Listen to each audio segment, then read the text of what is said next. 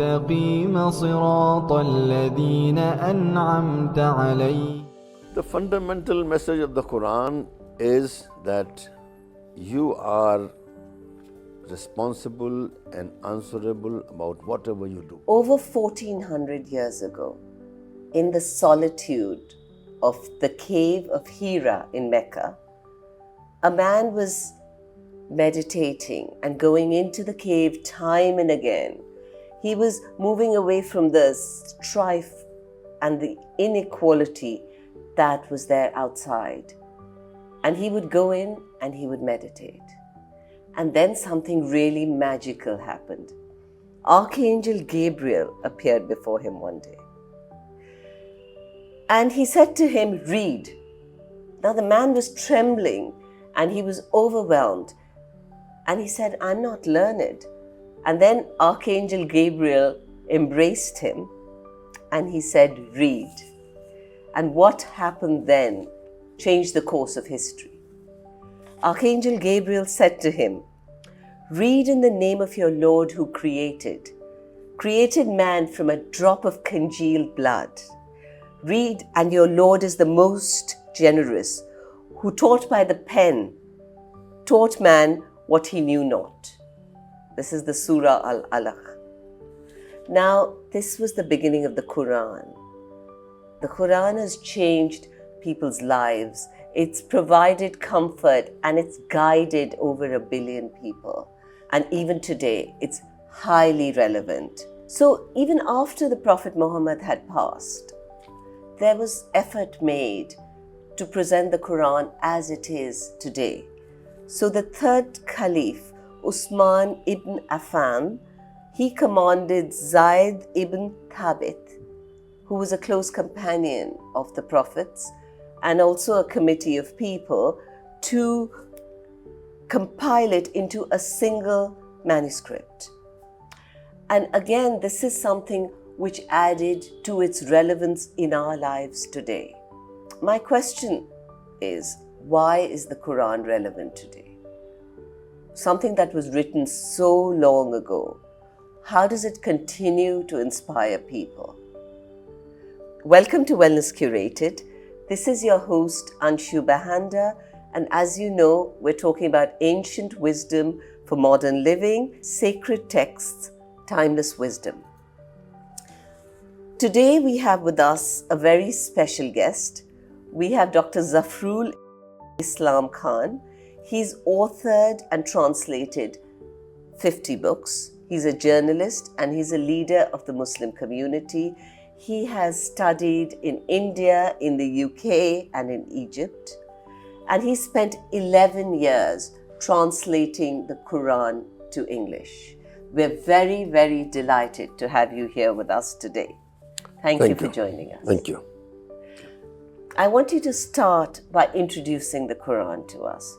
Talk to us about the theme, the structure, and what it's all about. I know that's a tall order. Yes. The Quran, as Islam tells us, as the Prophet told us, and as we understand, is the last message of our Creator, the God. When He sent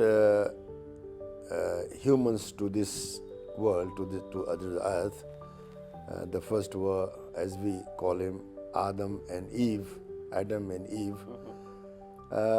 He sent them with the knowledge required to how to lead their lives, and after that he kept sending prophets in to every country, to every people, in every part of the world, until the last prophet came. Muhammad, the Prophet of Islam, was the last prophet in the same chain. He is not something new. He is a continuation from Adam to Noah to Moses to Jesus, and so many other prophets who many of them are mentioned in the Quran, and many others are not mentioned in the Quran. But we believe, as Muslims, we believe in all of them. We have to. Otherwise, I won't be a Muslim. If I don't believe in all these prophets, I will not be. So this is the last message of God to humankind, how to lead their lives on earth. God, when He created man, He gave him the choice to be good or bad, to follow Allah's or God's instructions or not. But He did not give the same right to others. All the creations in this whole universe don't have any right. They live by the law of the Lord. Right. Moon and galaxies and all these trees, the creatures, all these animals, they don't have any choice. They don't have choice. Only man has the choice. The human being has been given a choice. Either you be good or you be bad, or you follow Allah's instructions or not. And at the end, after our deaths, we will be brought to life again. And then there we will be judged according to what we did, because we had the choice. Others who don't have the choice, lions, elephants and all these, they don't have any choice. They will not be judged by God. But He will judge human beings. How you lived there while you were on earth. You were good, you were nice, you were generous, you were taking care of the poor, you were following Allah's or God's instructions or orders or commands or not. So at that time, and also Allah, He tells us in the Quran that He is recording every act of us. Every single act, He is recording it. And on the day of the judgment, He will give us this film. Look at this. Look at what you are. He will not ask us. He will just show us this is what you were doing. So according to that, if our good acts were outweighed our bad acts, then we will go to paradise. And if our bad acts outweighed our good acts, then we will go to hell. And that life, we are told, this life is very small, 70 years, 80 years, 90 years, and at most 125 years. That is, they say that no human can live beyond 125. So this is very small. Small, yes. But that life after death, that will be eternal. Our life either in paradise or in hell will be eternal. So human beings are sent here to live according to the laws of Allah, to the commands of Allah, to commands of God. And if they fail, severe punishment is waiting for them in the hereafter. And we have been warned again and again and again through a chain of prophets, and then this last prophet. And this is the book that prophet brought. I mean, this was revealed to him over 23 years. And later, as you just said, it was compiled. Earlier, it was compiled in people's hearts. So many people memorized it. Yes, and it was when an oral at one point, when 70 such persons were killed in a battle, then the caliph at that time, Usman ibn Affan, he was alarmed that all these people are getting killed, and then who is going to memorize the Quran? He was going to tell us what is the Quran. So he set up, commissioned a committee which compiled a standard or a copy. And he made copies of that standard copy and sent it to all places, because by that time the Islamic Empire had expanded so much. Now Persia, Egypt, even Tunisia and all these places were part of, and whole of Arabia, Yemen and all that were part of this empire. So he sent copies of this standard Quran to all these cities and destroyed the other ones, because people used to write on bones, on skins and all that, hides. So all that was destroyed, so that there is no confusion later. So this is how this standard copy came to being, and this is the same thing. I mean, today Arabic has evolved so much, like any other language, but the way we write here, the way the Quran is printed is the same as it was at that time. The only new additions are some phonetic signs and some stoppage signs. Where do you stop? Where not to stop? And the phonetic signs. Otherwise, the writing itself is the same. And I today, if I write something in Arabic, it might be different from what is written there. But there they don't change. Everything is like that. And there are thousands of copies from the earliest ages are extant in museums, in places. And it's the same thing that you find here in any copy which is printed either in Indonesia or in Holland or in Egypt. It is the same. And what is the theme and what is the structure of the Quran? The structure is that the longer surah means chapters, are placed at the first. Not necessarily they were revealed first, but the longer ones, the longest one, which is Surah Baqarah, that is cow, because cow is mentioned somewhere in this. So that is the longest one. That is the, in the beginning. First is, of course, Surah Fatiha, which is the beginning chapter or opening chapter. It is very small, in which a Muslim reads in every prayer. We start the prayer and read that till every day. 5 prayers, 5-time prayers, every time we start, we read that, and then something from the other parts. So this is how, you will find the longest chapters in the beginning and the shortest one at the end. And there's 114 surahs? 114. Yes, okay. Yes. And tell me something, there's so many translations of the Quran in English. Why did you decide to dedicate 11 years of your life into doing another one? Yes, you are correct. There are, in fact, thousands of translations into Persian, into Urdu, into Indonesian, into Hausa, into every possible European language, even into Sanskrit, even into Jodhpuri, because there is a demand. People want to know what is this book, which is believed by every 4th man on this earth now. So this is why, and also because majority of Muslims today are not Arabs.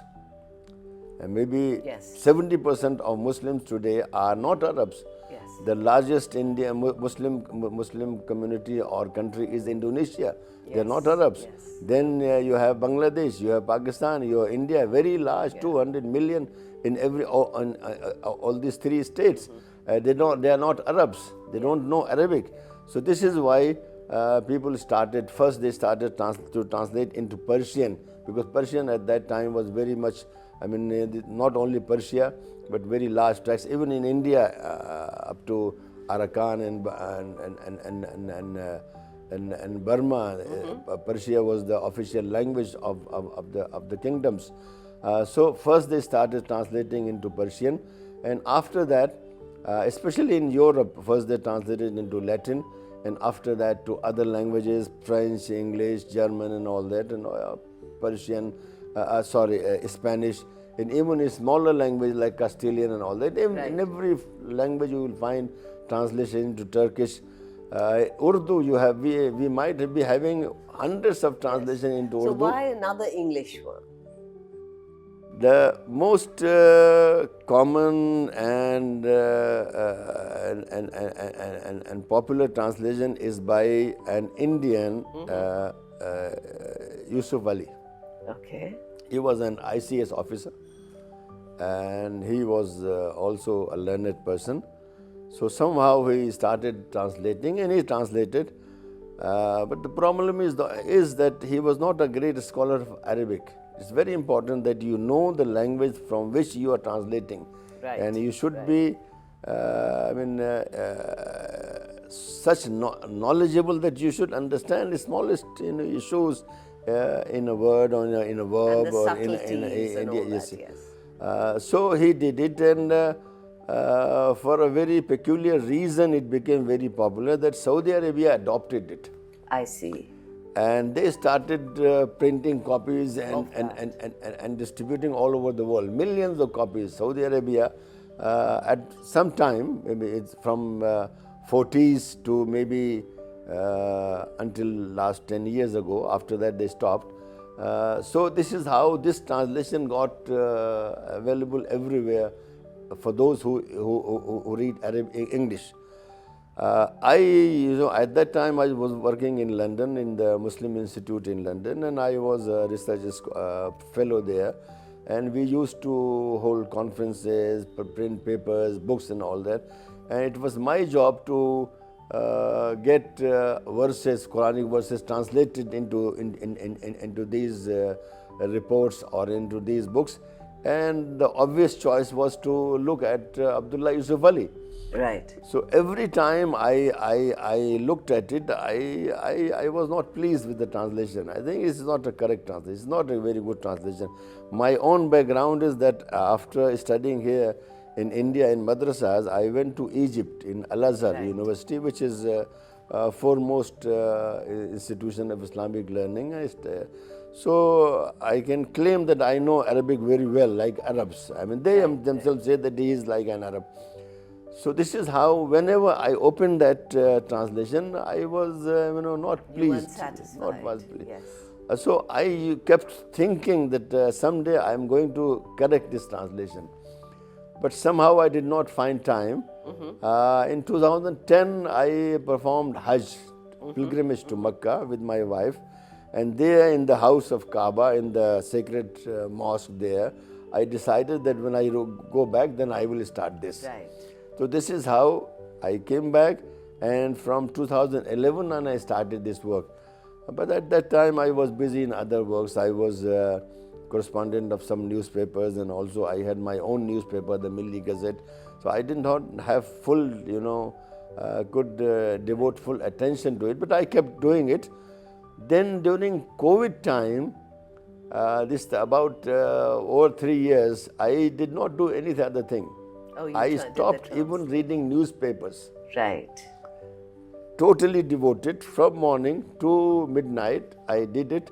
So this is how this got, although it started in 2011, but actually the last 3 years before this was published, I devoted my time fully to this, and this is how it was published. Otherwise, if I were doing at that pace, it might still be an idea. So is this what is used now by the Saudi government? No. The Saudi, you see, that is an official thing. Right. I mean, I have not even asked them to do it. Right. If I do ask, then they will form a committee, and this committee will look into everything, especially into my footnotes. Oh, what is this? Because sometimes I differ, because times have changed. Yes.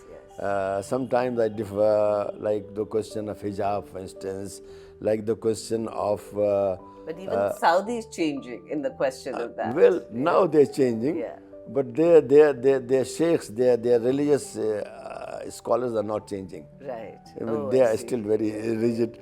The question of women's role in society and in a family also, I have my own peculiar, because times are changing. So that's very interesting. Yes. I would love you to talk to me about this. Yes. What do you feel is now a woman's role, and how do you think it's changed?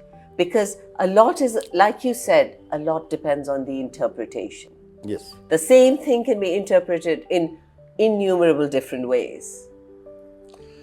You see, Because the Quran that applies to the relevance yes, that is today. true. That is true. The Quran says, and people misunderstand it, it's not about man or males, it is about husbands. It says about husbands that they have a superiority over their wives because they spend. This is the text. Because they spend.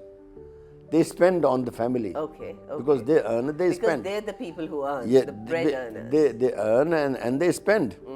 So I've said there in a footnote that this is changing now. Now women are also learning, the women also spending, they're earning and spending. So the roles have changed. Accordingly, in a family or in society, the position of women will change. Because that equation that males or husbands only used to earn and spend, now it's either a woman is participating in expenditure of the family or extended family, or she is the sole bread earner. This is also happening. So this will change. This is one of the views that I have. I mean, that equation will change. Now the women will have the right to say and guide the family and how it should be run and how it should go about it. I have also differed with the opinion about riba, that is usually translated as usury or interest.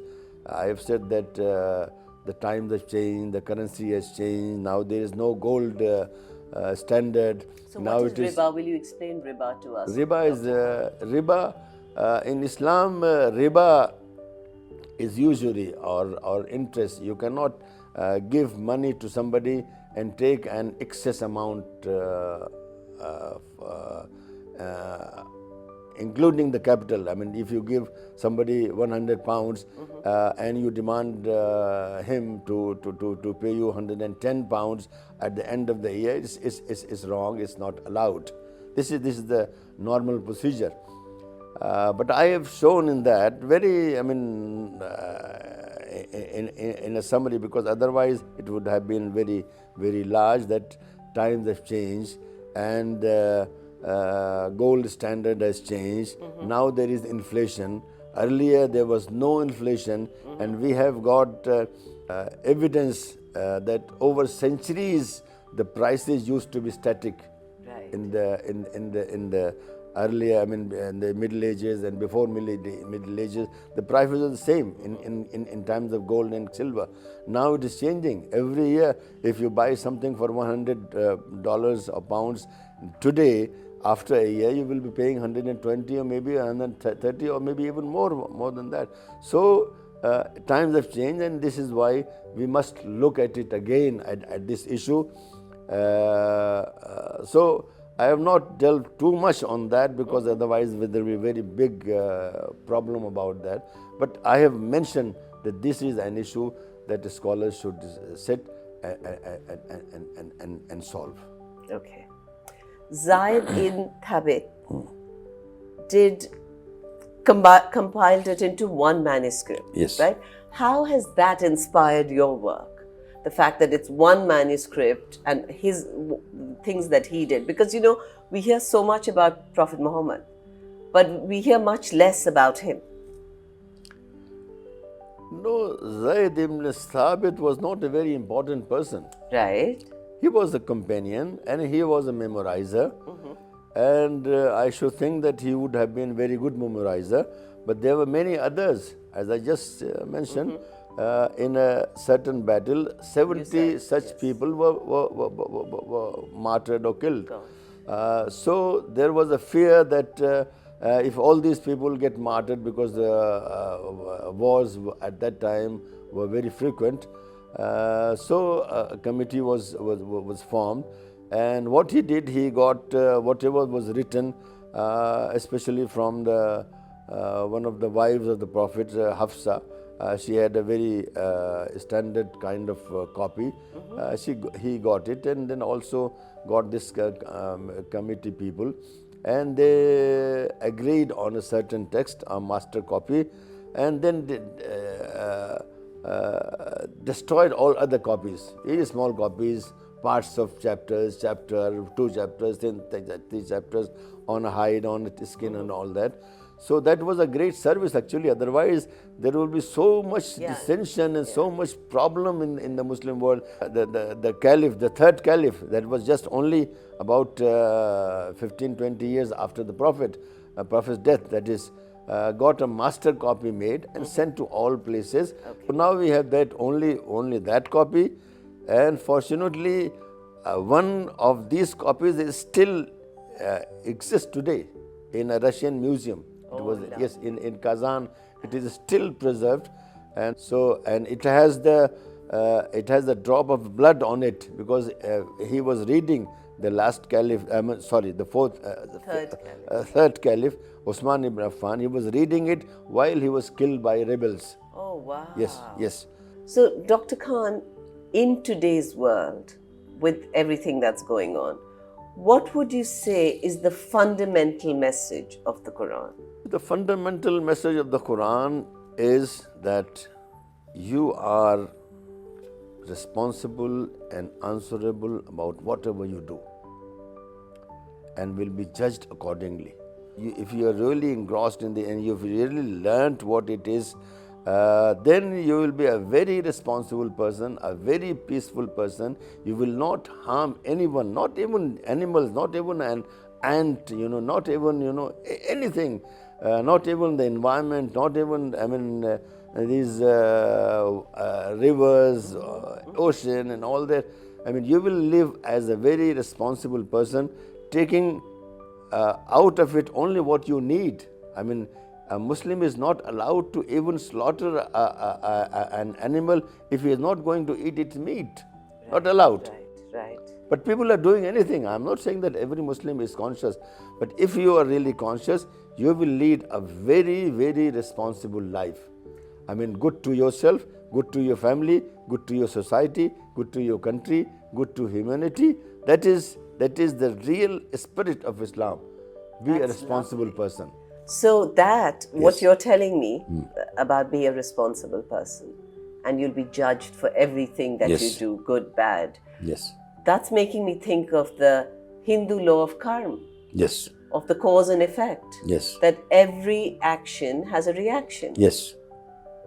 And that's amazing. If we all just follow that basic principle of doing the right thing, you wouldn't need laws, you wouldn't need government, you'd need nothing. There'd be no wars, there'd be That no is true. That is true. If they are really following this, following the spirit of Islam or any other religion, I'm not saying that only Islam is no, but correct. you're saying with yes, the spirit what of you a said is religion, okay. yeah. Yes, if we really follow it, we will be very responsible people.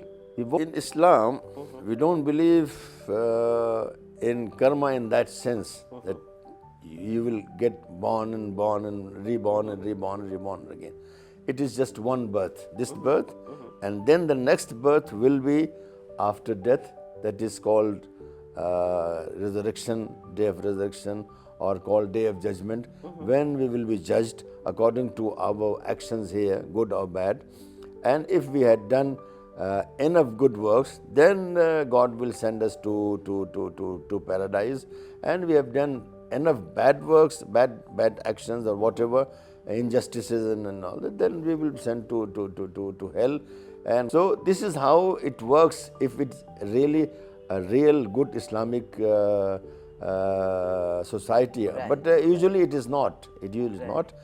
People have forgotten that there will be another world. As I just told you about King Babur, he said that eat and make merry, there is no other world. So there are also people like this, and unfortunately we call them Muslims. They are Muslim. They are born Muslim. They were born in Muslim families, nothing more than that. So also tell me, Dr. Khan, there's lots of claims that Prophet Muhammad was influenced by the Old and New Testament. What is your view from the work that you've done about the Quran? You see, this is a claim by Orientalists, Right, by the old school of Orientalists, right. that Muhammad received no revelation, no angel came to him. He only learned these things because there were some Christians living in Mecca, and the Prophet himself, he was a trader. He used to go to Syria, what is now Syria, including Palestine and Syria, and there he met Christians, and they told him about what is in the Old Testament and New Testament, and he came here and he wrote his stories. But this is unbelievable. I see. Okay. And in terms of the relevance of the Quran today, can you give me some examples of, how is it relevant, something that was written or recited 1400 years ago? How is it relevant today? See, the basic message of the Quran, as I've also said earlier, is that there should be peace on earth. Peace within myself, peace in society, and peace in the earth. And this is when a real Islamic society comes into being. I'm not saying that these 58 countries which say they are Islamic. They are not Islamic. They are just like any other, like Bhutan or like Burma or like anything. They are just by chance the majority of the inhabitants are Muslim. Otherwise, they are not Islamic. So if a real Islamic society comes into being, there will be peace inside, peace within myself, within a individual, peace in the family, peace in the society, peace in the world, because nobody will do injustice. This is very important, because he will know whether you are a commoner or you are a king, you will know that you are going to be judged for this, whatever you are doing. And if you are doing wrong, then you will be judged there. And you spent 11 years, right, in the translation. So you've obviously gone into it very, very deeply. Yes. What were some of the revelations and insights that you had that maybe you didn't have before about the Quran and its relevance today? This is correct, because earlier I used to read the Quran as usually almost all Muslims today, they read it for what they call sawab. I mean, this is recompense. I mean, get some reward from the God for reading. But now I understand, after spending all this time, that it is a joke with the Quran. We are not reading it for the rewards. We are reading it for inspiration. We get our inspiration. If we don't get our inspiration, it tells me don't steal. It tells me don't do injustice. It tells me that you can take your revenge, but only to the extent that you have been caused some damage or something, not more than that. It tells him, and it tells me at the same time, the same verse, that to forgive is better. You can take revenge only up to what has been done to you, but if you forgive, it's better. So this is we have to inculcate. I mean, if I read, or any other person, Muslim or non-Muslim, read, if you don't get this message, it is a waste of time. Actually, majority of Muslims are wasting their time. They are reading the Quran for recompense. What a lovely message, though. Yes. Yeah. Not to get an inspiration from it in their daily lives. Yeah, yeah. That don't do it with a benefit in mind. Yes. Just do it to inspire yourself to be how to live your life here, how to live your life of justice. Here the Quran says that the poor and the indigent have a right in your wealth. This is the Quran. I mean, it's not your something charity that you're doing. The poor and wealth and needy have a right in your wealth. And it has made a system that you have to pay the zakat. Zakat is a certain amount of payment, charity made every.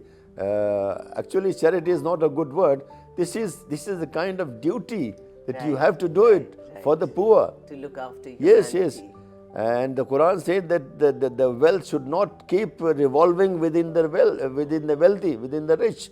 It should reach the poor. This is the Quran says. The Quran says that people are asking you, the Prophet, what they should spend. It tells, very significant, says whatever is more than your need, whatever is in excess of your need, that you should spend. So if I spend on my need 10%, then 90% should go to the poor, 80% should go to the poor, and so on. I mean, it is. So this is the message. Right. If I get this message, our life will be different, our societies will be different, and this kind of injustice and poverty and need and all that you find today, and this happened once. We read only in the books that at one time after the Prophet died, it says that people used to search for a person who could accept zakat, and they would not find, because all the people were above a certain level. So that is the society. In Mecca and Medina, it is said in the books that people used to search for a person who could accept zakat. Wow. You cannot accept zakat if you are rich. Right. A rich person cannot accept zakat. Only poor people can accept. So this is a society that Islam wants to bring. Sadly, Muslims, have been influenced by life, and now by modern age and the capitalist system and all that. So they don't care about the poor. They think it is the state's job to do it. It is every person's job to look around. I mean, you are responsible for your neighbors. Islam says that 40 houses every side, this side, this side, this side, are your neighbors, and you are responsible for neighbors. Wow. You should not fill your stomach if they are hungry. Wow. This is what Islam says. Wow, that's amazing. So thank you for this lovely chat, Dr. Khan, and for this profound message of forgiveness, of peace, of generosity. That was amazing. And to the listeners, there is so much power in the scriptures. There's so much, the Quran is an incredible book, and it starts with, and I believe every surah starts with, in the name of Allah, the most gracious, the most merciful. So this message of compassion, of mercy, of forgiveness, of generosity, that's what I'm taking back with my chat with Dr. Khan today. And I hope you'll all take the time to delve a little bit into this and learn a little from this beautiful book. Thank you.